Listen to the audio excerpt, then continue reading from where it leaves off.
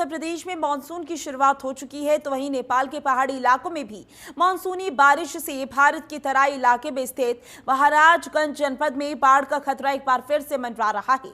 आपको बता दें कि हर साल बाढ़ के समय नेपाल से भारतीय क्षेत्र में बहकर आने वाली नदियों नालों की उफान से एक तरफ जहां सैकड़ों एकड़ फसल बर्बाद हो जाती है, तो वहीं जनपद के कई इलाके बाढ़ से पूरी तरीके से घिर जाते हैं। ऐसे में प्रशासन का दावा है कि इस बार बाढ़ से निपटने के लिए तैयारियां पूरी कर ली गई हैं। जनपद महाराजगंज चूंकि अंतर्राष्ट्रीय बॉर्डर से लगा हुआ है और ये नेपाल की तरफ से काफी नदियां आती हैं, काफी पानी जो हमारे क्षेत्र में आता है, तो मेन नेपाल सीमा से जो आती है वो हमारा महाव नाले में पानी आता है। वो महाव नाले को हम लोगों ने कंप्लीट उसको रिजनरेट कर दिया है और पूरा का पूरा जो हिस्सा है महाव नाले का अब वो पानी को कैरी करने के लिए पर्याप्त हो गया है। तो उसके माध्यम से कोई क्षति ना हो, इसको हम लोग उस पर कार्य कर रहे हैं।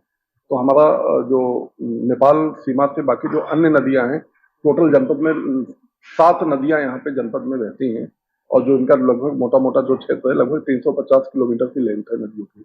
और जो हमारी जो बड़ी नदियां हैं, रोहिन नदी है या छोटी गंडक नदी है, उन पर और बाकी अन्य सभी नदियों पर 20 तटबंध हमारे जनपद में हैं और समस्त तटबंधों पर एक एक हम लोगों ने नोडल अधिकारी बनाया है और उनके साथ हमने रिव्यू भी कर लिया और सभी नोडल अधिकारियों ने उसका पैदल और गाड़ी के माध्यम से उसका भ्रमण कर लिया है और जितने भी हमारे तटबंध हैं वो सभी सुरक्षित हो, कहीं किसी प्रकार का रेड होल या कोई रेन कट्स वगैरह ना हो, इसकी व्यवस्था कर ली गई है। सर, बांध का मरम्मत तो सही हुआ है, टूटने का आसार तो नहीं है, लेकिन जो जंगल में जो 2-3 जगह कटान हुआ है उसके वजह से हमारा क्षेत्रफल क्या प्रभावित हो सकता है, क्योंकि बांध का पानी जो है जंगल में जाके वो वापिस वो हमारे हमारे तरफ ही आता है, तो उससे क्या नुकसान हो सकता है। क्या किस तरह का क्या नुकसान है? फसल बर्बाद हो जाती है, कुछ होता ही नहीं है, बस यही दिक्कत रहती कितने है। एकड़ में फसल बर्बाद?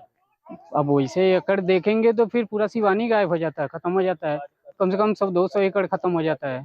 गांव में भी पानी आता है? गांव में नहीं आता है, लेकिन फसल बर्बाद हो जाती है, इसकी वजह से तकलीफ आ जाती है। उत्तर प्रदेश के महाराजगंज जनपद को बाढ़ग्रस्त जनपद के रूप में जाना जाता है। चूंकि यह जनपद नेपाल बॉर्डर के पास पड़ता है, तो ऐसे में नेपाल से करीब 7 प्रमुख नदियां महाराजगंज के नौतनवा और निचोल तहसील क्षेत्रों से बहती हैं, जिनका जो लेंथ क्षेत्र है वो करीब 350 किलोमीटर बताया जा रहा है। इस बार बाढ़ से निपटने के लिए जिला प्रशासन की ओर से इन प्रमुख नदियों पर करीब 25 तटबंध बनाए गए, जहां पर एक-एक तटबंध पर एक-एक नोडल अधिकारियों की तैनाती की गई, जिनके साथ लगातार रिव्यू बैठक की जा रही है। वहीं पर अगर महाव नाले की बात करें तो महाव नाले पर वन विभाग के द्वारा करीब दर्जनों कट्स बनाए गए हैं, जहां से अगर महाव नाले पर ओवरफ्लो जल भरा होता है तो उस पानी को फिलहाल जंगलों की तरफ डाइवर्ट किया जा सके।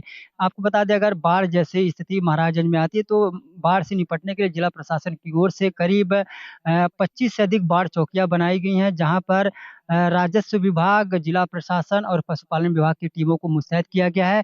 करीब 1133 आपदा मित्रों की तैनाती की गई है। वहीं पर राहत एवं फूड्स पैकेट्स की भी व्यवस्था जिला प्रशासन की ओर से चाक-चौबंद की गई है। तैयारियों को लेकर जिला प्रशासन पूरी तरीके से मुस्तैद। आप देखेंगे महाव नाला है और जो नौतनवा तहसील क्षेत्र के बरगदवा और परसा मलिक के बीच में बहता है। आप देखेंगे इसी नाले के पास इस तरह से आपको करीब दर्जनों गाँव हैं, जो चाहे सगरामा की बात करें, चाहे गणेशपुर की बात करें, तो ऐसे करीब दर्जनों गाँव हैं जो बसते हैं। ऐसे में इन सभी गाँव और गाँव के लोगों को, उनके फसलों को बचाया जा सके, तो इसको लेकर महाव नाले की साफ-सफाई, सील्ड की निकासी, वहीं पे कट्स भी बनाए गए हैं सिंचाई विभाग, वन विभाग के द्वारा। वहीं पर तमाम तरह की जो व्यवस्थाएँ हैं, वह फिलहाल चाक-चौबंद की गई। अब देखने वाली बात ये होगी कि इस बार महाराजगंज जिला प्रशासन बाढ़ से निपटने को लेकर कितना सफल होता है, यह फिलहाल देखने वाली बात होगी। अपने सभी के साथ मैं संजय कुमार, जनतंत्र टीवी, महाराजगंज।